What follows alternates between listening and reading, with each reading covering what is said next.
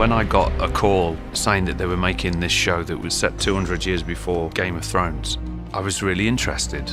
When I got the gig, for that split second, you're like, oh my God, you're in Game of Thrones, it's the biggest thing ever. Then you put the phone down, you're like, oh God, now I've got to do it. Game of Thrones has such a history and a fan base and a culture that exists beyond it and around it.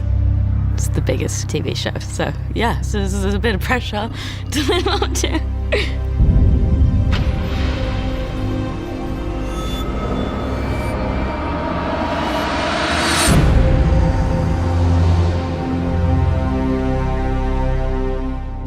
How do we make Thrones but not Thrones? What's good about Thrones? What worked in Thrones? What didn't? What do we want to better? How do we want to evolve the style?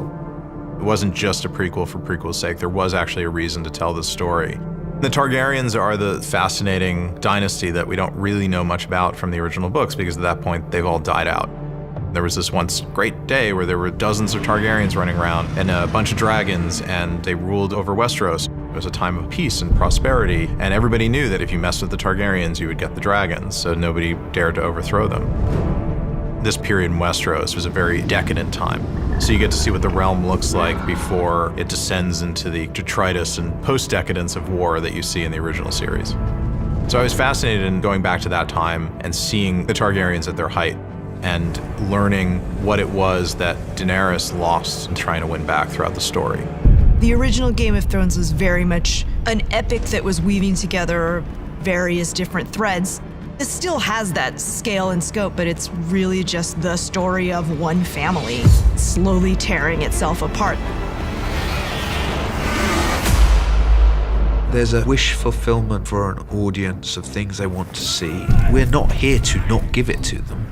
We're here to give them the thing that they want, just not in the way that they're expecting. We're not trying to rehash the past. We're trying to find something fresh and exciting. We wanted to very much embrace the feel and the world of Game of Thrones, but we had the flexibility to enlarge and enhance. But there was this very strong feeling that we wanted the audience to feel they're in the same show. The first time I walked on set where King's Landing's been built, I feel like no one told them that that isn't how films are made now, that you don't have to build the whole castle. But no, it's all there and it's all in the right place.